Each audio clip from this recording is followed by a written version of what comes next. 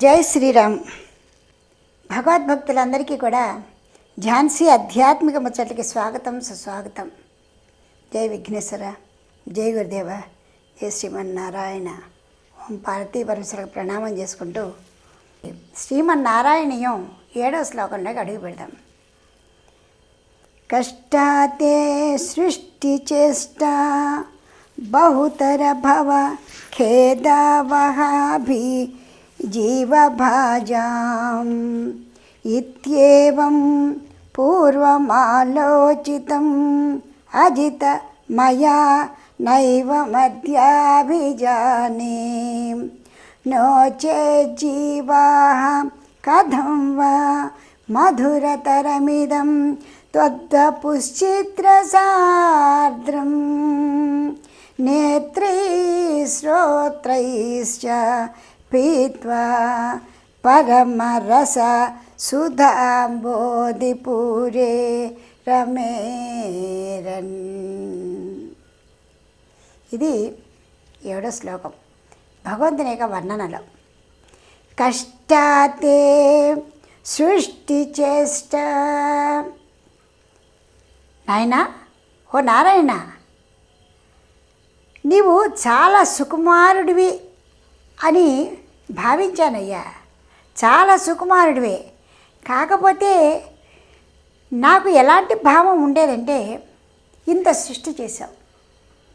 కష్టాతే సృష్టి చేష్ట. సృష్టి చేయటంలో నీచే సృష్టింపబడినటువంటి ఈ చరాచర జగత్తులో అనేక కష్టాలు ఉన్నాయి. అందరూ కూడా సుఖపడటం కంటే కూడా ఎక్కువ దుఃఖపడుతున్నారు అనేటువంటి ఒక భావం ఉండేది. బహుతర, ఎక్కువ. భవ, పుట్టుక గురించి. పుట్టిన ప్రతి ప్రాణి కూడా చనిపోవాల్సిందే. ఈ పుట్టుక చావు మధ్య సంసార బంధాలు, అనేక రకాలైనటువంటి వ్యాధులు, ప్రకృతి ప్రకోపాలు, అనేక రకాలైనటువంటి ఆధ్యాత్మికము, ఆది భౌతికము, ఆది దైవికము. శరీరానికి వచ్చే కష్టాలు, ప్రకృతి వైపరీత్యంగా వచ్చే కష్టాలు, సంసారంలో ఉండే కష్టాలు, ఏ విధంగా చూసిన 30 ఏళ్ల దాడితోటే వాళ్ళు ఇబ్బంది పడుతున్నారు, ఇబ్బంది పడుతున్నాము అని అనిపించేది. నీవు సృష్టి చేసావు, సుకుమారుడివి, చాలా సౌమ్యంగా అందంగా ఉంటుందేమో అనుకునేవాడిని. కానీ అందరూ కూడా చాలా బాధపడుతున్నారు అని నేను చాలా కాలం అనుకున్నానయ్యా. జీవభాజాం, ప్రతి ప్రాణి. అయితే ఇత్యేవం, ఈ విధంగా పూర్వం ఆలోచితం అజితః. ఓ అజయుడా, నిర్భయుడా, నిరంకుశుడు కూడాను, నువ్వు చేయాలనుకున్న సృష్టి చేస్తూనే ఉన్నావు. మరి నేను నిరంకుశుడు అంటే తప్పేం లేదుగా. అందువల్ల అజయుడు ఎవరైతే అతను నిరంకుశుడే, సందేహం లేదయ్యా. పూర్వం ఆలోచితం, నేను పూర్వం ఆలోచించేవాడిని. ఈ విధంగా నీవు సృష్టి చేసి జీవభాజం, ప్రాణులందరూ కూడా నీ సృష్టి వల్ల కష్టాలు, బాధలు ఇవే ఎక్కువ పడుతున్నారు. ఏదో స్వల్పకాలం సంతోషపడ్డా కూడా ఆనందం అనేది తక్కువగానే అనిపిస్తుంది. ఇందుకోసమే సృష్టి చేశావా అనేటువంటి ఒక బాధ నాలో ఉండేదయ్యా ఒకప్పుడు. ఇప్పుడు కాదు. మయా నైవ మధ్యాభిజానే, అదంతా ఒకప్పుడు. నోచే జీవాః, నో చే జీవాః, నీ సృష్టి లేకపోతే, నీ చేత ఈ సృష్టి కార్యకలాపాలే లేకుంటే మధురతరం ఇదం, నీ మధురమైనటువంటి తత్వపు ఈ శరీరాన్ని, చిత్రస అర్థం జ్ఞానానంద స్వరూపాన్ని, ఈ యొక్క సుందరమైనటువంటి ఆ జ్ఞానానంద స్వరూపాన్ని నేత్రై శ్రోత్రైశ్చ, ఈ కళ్ళతో, ఈ చెవులతో, ఈ కళ్ళలతో చూడలేకపోతున్నామో, శ్రోత్రైశ్చ, నీ యొక్క మధురమైన గుణగానాన్ని వినలేకపోదునేమో, పరమరస సుధాంబోధిపూరే, పీత్వ తాగలేకపోదునేమో. ఏమిటో తెలుసా? పరమరస సుధా అంబోధి పూరే, పరమరసామృతం అనేటువంటి పరమానందభరితమైనటువంటి ఆ రసామృత సముద్రాన్ని తాగలేకపోదునేమో. రమేరన్, నీ యొక్క అద్భుతమైన విశేషము నేను పోయి ఉండేవాడినేమో. మహానుభావ,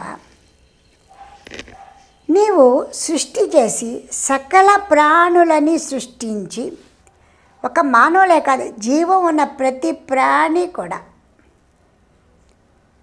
ఆ సృష్టి వల్ల, ఆ సృష్టిలో అనేక బంధాలు, బాధలు, అనేక రకాలైనటువంటి ఇక్కట్లు పడుతూ, సంతోషాలు పడుతూ, అలా మునిగి తేలిపోతూ ఉండిపోయేవారుమేమో.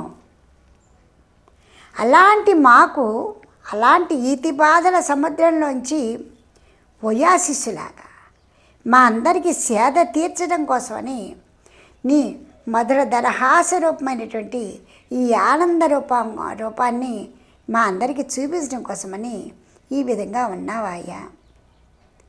నీ సుందర దేహాన్ని, సుందర ఆనంద స్వరూపాన్ని, నీ ప్రియాతి ప్రేమైన ప్రేమతత్వాన్ని మా అందరికీ బోధించడం కోసమని ఈ సంసారం, ఈ సృష్టి చేసి సంసారం అనేటువంటి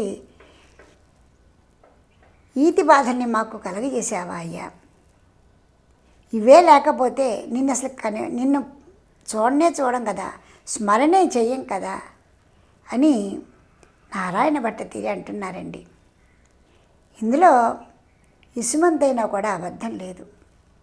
మనం సంతోషంగా ఉన్నంతసేపు ఎవరిని పట్టించుకోము. ఒక విధంగా మరీ సంతోషంగా అంటే మనమే గమనించుకోలేము. అలాంటిది ఆ భగవంతుడి గురించినటువంటి ఆలోచన మనకు వస్తుందా? ఎప్పుడూ కూడా ఎంత ఆనందపడుతున్నామో ఇంచుమించుగా దాని తక్కువగా అంత బాధ పెడతాడు మనని, ఏదో విధంగా, ఏదో రూపంగా. అలా బాధపడ్డప్పుడు ఆయన రూపం, ఆయన నామం, ఆయన స్మరణ, ఆయన సాన్నిధ్యం మనకి గుర్తు వస్తున్నాయి. అంటే కని పెంచి పెద్ద చేసిన తల్లి తండ్రిని పెద్ద అయిన తర్వాత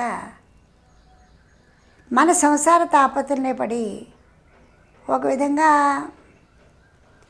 మర్చిపోతున్నామా అంటే మర్చిపోతున్నామనే చెప్పుకోవాలి. వాళ్ళు ఎరా బాబు, ఎరా అమ్మ అని పిలిచేందుకు అమ్మ వస్తున్నానమ్మా, అయ్యా నాన్న చూస్తున్నాను నాన్న అంటే మన తాపత్రయం మనం పడిపోతున్నాం. అలాంటిది సృష్టి అంతా సృష్టి చేసి ఇంతటి సౌభాగ్యాన్ని మనకు అందించినటువంటి ఆ దేవదేవుని స్మరణ చేసుకోవడానికి ఆనందంలో మునుగు తేలుతూ ఉంటే గుర్తుంటుందా? అందుకే మనకెప్పుడు స్ఫురణ రావటానికి, స్మరణ చేసుకోవటానికి ఆయన చిన్న చిన్న ఈతి బాధలు పెడుతూనే ఉంటాడు. అది తప్పు కాదు, నేరం కాదు. ఎప్పుడైతే ఆయన అలా చేస్తూ ఉన్నాడో ఆయన యొక్క గుణగానాన్ని చేసుకుంటూ ఆయన సాన్నిధ్యంలోకి వెడతాం. దీనికి కూడా కారణం ఉంటుంది. మనం పూర్వజన్మానుకర్మానుసారమే ఈ జన్మ ఎత్తాం. మరి ఈ జన్మ తరించాలంటే, మన కర్మలు నశించాలంటే అన్నీ అనుభవించాలి.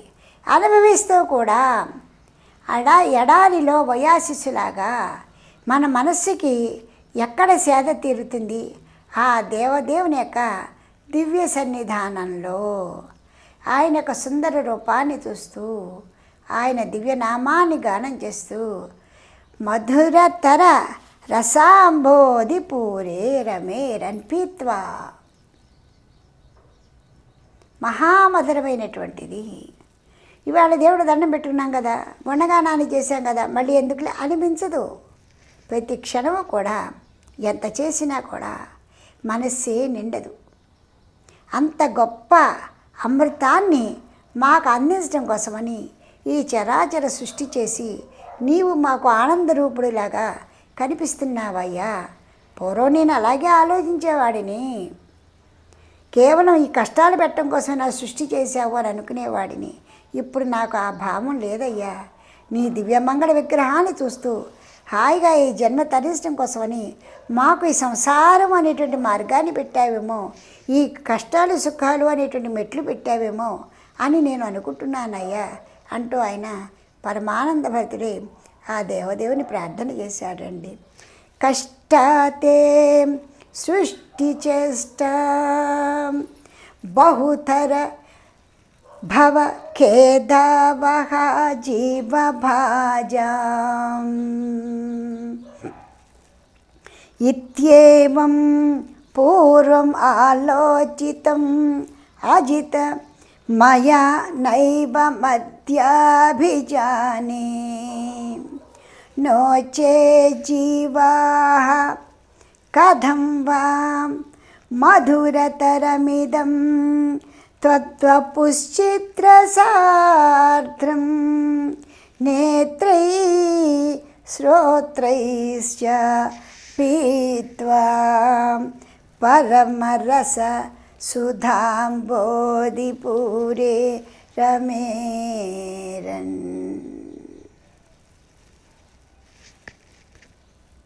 ఆయన ఎంత ఆనందంగా చెబుతున్నాడో చూడండి. అందుకే ఒకప్పుడు కుంతీదేవి కూడా నాకు సుఖాలు పెట్టగయ్యా నాయన, నేను ఎలా మర్చిపోతానో తెలియదు, కష్టాల్లోనే ఉంచు, ఎప్పుడు నీ దగ్గరగా ఉన్నట్టుగా ఉంటుంది, నీ స్మరణ చేసుకుంటున్నట్టుగా ఉంటుంది అని ఆవిడ అడగటం కూడా జరిగింది. మనకి ఒక పాట కూడా ఉందండి రేడియోలో. నా చిన్నప్పుడు ఎప్పుడు కూడా రేడియోనే వినేవాళ్ళం.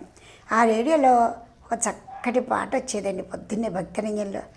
ఆకటి వేళల అలపైడి వేళల వేకువ హరినామమే మరి దిక్కు లేదు అంటూ పాట ఉండేదండి. ఆ టైంలో మరీ బాధాకరమైన ఇబ్బందికర పరిస్థితుల్లో ఎవరు మనని దరి చేర్చగలరు, ఎవరు మనని తక్కువని చేర్చుకుంటారు? ఆ కేవలం ఆ దేవదేవుడు మాత్రమే.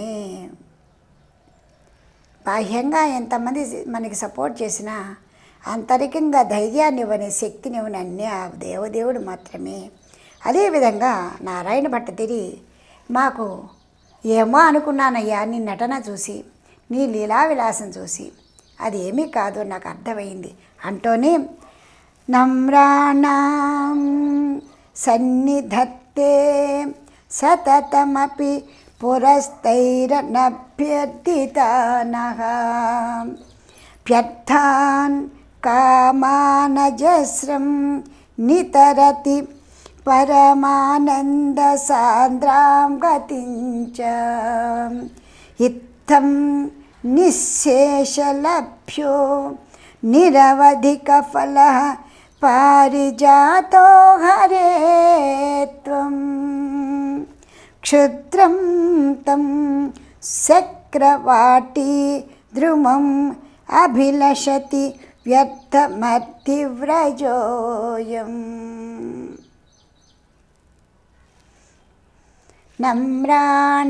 నమ్రాణం పారిజాతో హరిహి. ఓ పారిజాత వృక్షమా, ఓ కల్పవృక్షమా, ఓ హరి శ్రీమన్నారాయణ, నమ్రాణం ఎంతో వినయంతో నీవే శరణాగతి అనేటువంటి భక్తులకి పురహ ఎదురుకుండా నిలబడి సతతం అపి ఎప్పుడూ కూడా అభ్యర్థితానాం అడిగినా అడగకపోయినప్పటికీ కూడా నా అర్థాన్ కామాన్ నజస్రం వితరతి. వితరతి నీవు ఇస్తావయ్యా. నీవు చక్కగా పంచిపెట్టినట్టే, అడిగినా అడగకపోయినప్పటికీ కూడా అర్ధకామాలని వాళ్ళకి ఎంత అవసరమో అంత నీవు ఇస్తూనే ఉంటావయ్యా. ఎవరికి?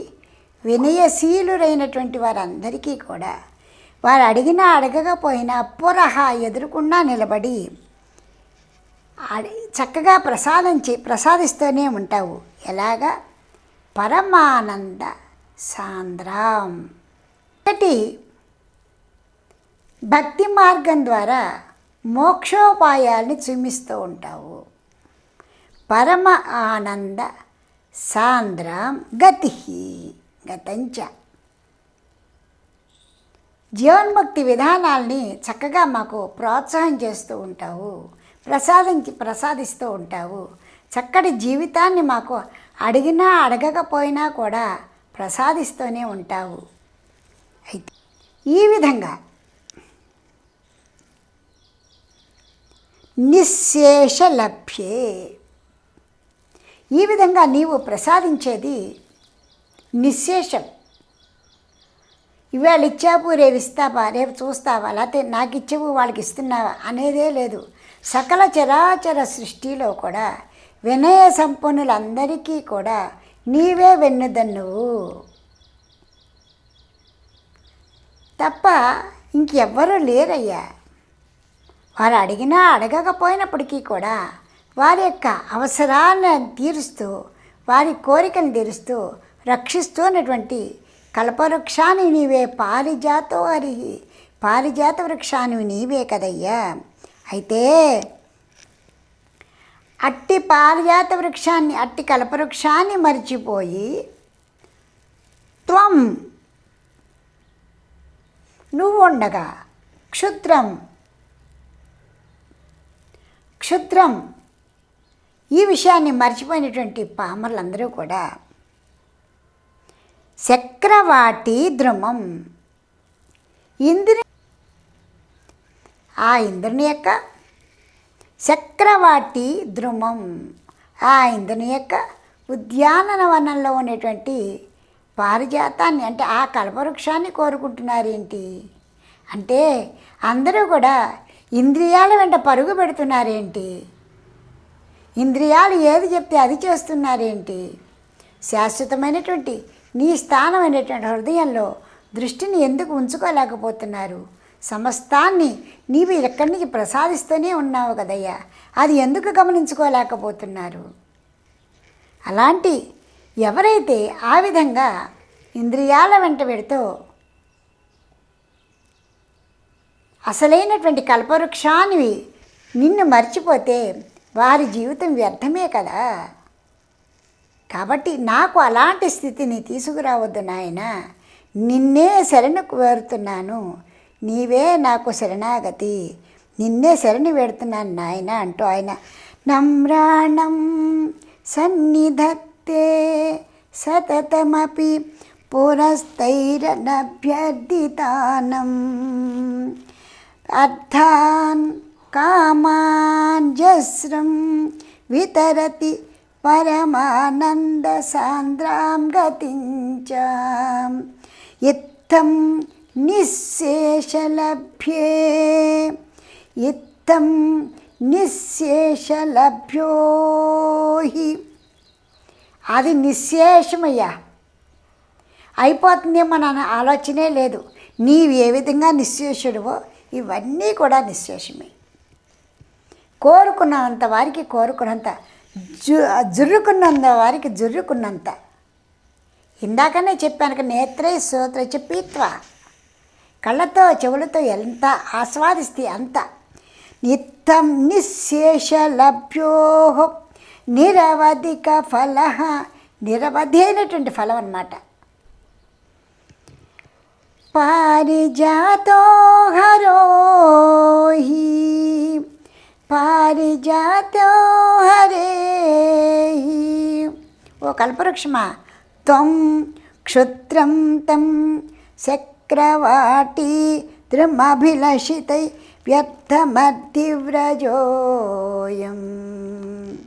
అలాంటి నిన్ను వదిలిపెట్టి అన్యథా శరణం నాస్తి అని నిన్ను శరణి వేడకుండా అన్యమైనటువంటి ఇంద్రియాల వెంట పడిపోతున్నారే జనాలు అని మనస్సు శోకిస్తోందయ్యా.